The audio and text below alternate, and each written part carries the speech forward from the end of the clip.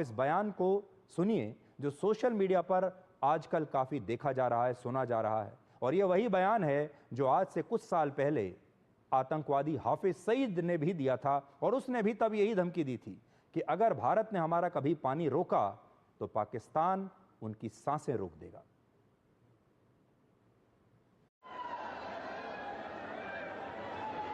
तुम हमारा पानी बंद कर दोगे, हम तुम्हारा सांस बंद कर देंगे।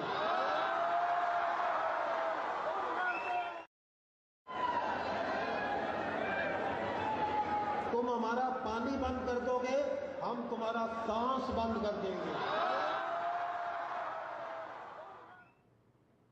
इससे आप ये समझ सकते हैं कि पाकिस्तान की सेना और पाकिस्तान की शरण में रहने वाले आतंकवादियों के डीएनए में सिर्फ एक ही भावना है, और वो है भारत की सांसों को रोकना। वो भारत की सांसों को रोकना चाहते हैं, भारत के लोगों का खून बहाना चाहते हैं और उनकी हत्या करना चाहते हैं। बस इसके अलावा उनके पास कुछ नहीं। और इस बात को आप हमारी अगली खबर से और अच्छे से समझ पाएंगे, जिसमें पाकिस्तान ने हवा में भारत के 200 से ज़्यादा यात्रियों की सांसें रोकने की कोशिश की।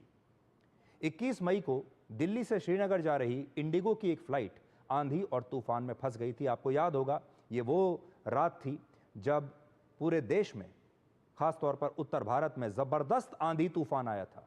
दिल्ली में ज़बरदस्त आंधी तूफान आया था, आसपास के जो इलाके हैं उत्तर भारत के, उसमें ज़बरदस्त आंधी और तूफान था। इस फ्लाइट में 227 यात्री सवार थे और पायलट ने विमान की सुरक्षा के लिए लाहौर एयर ट्रैफिक कंट्रोल से पाकिस्तानी एयर स्पेस में प्रवेश की इजाज़त मांगी, जिसे पाकिस्तान ने अपने एयर स्पेस प्रतिबंधों का हवाला देते हुए अस्वीकार कर दिया। ये एक ऐसा पल था जब भारत के 227 यात्रियों की सांसें खतरे में थीं, लेकिन इसके बाद इस फ्लाइट ने आपातकालीन स्थिति की घोषणा की। पायलट्स ने मैनुअल नियंत्रण से विमान को सुरक्षित रूप से श्रीनगर एयरपोर्ट पर उतार दिया।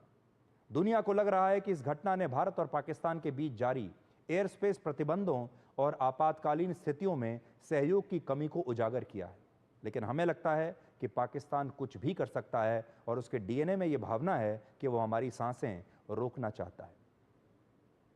तो सोचिए, एक विमान है जिसमें लगभग 225 यात्री हैं, श्रीनगर की तरफ जा रहा है, बुरे मौसम में फंस जाता है।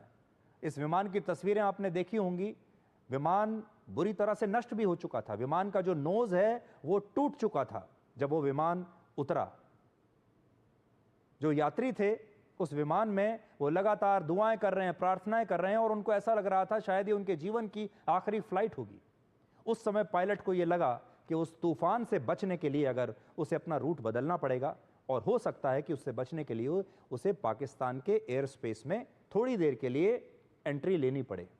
इसके लिए पाकिस्तान से इजाज़त मांगी गई कि भाई, हमारे कुछ यात्री फंसे हुए हैं, ये विमान गिर भी सकता है खराब मौसम के कारण, इसे इजाज़त दे दीजिए। सिविलियन प्लेन है जिसमें 225 यात्री हैं, महिलाएं हैं, बच्चे भी हैं।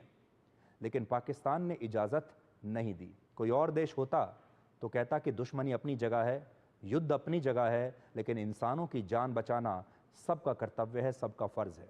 पाकिस्तान को एक मौका मिला था ये करने का कि वो हमें बताता कि वो भी सीज़ फायर करना चाहता है, दिल से करना चाहता है, लेकिन पाकिस्तान ने उस मौके को गंवा दिया और पूरी दुनिया को बता दिया कि पाकिस्तान का डीएनए है ही ऐसा, वो सांसें बचाना नहीं चाहता, सांसों को रोकना चाहता है।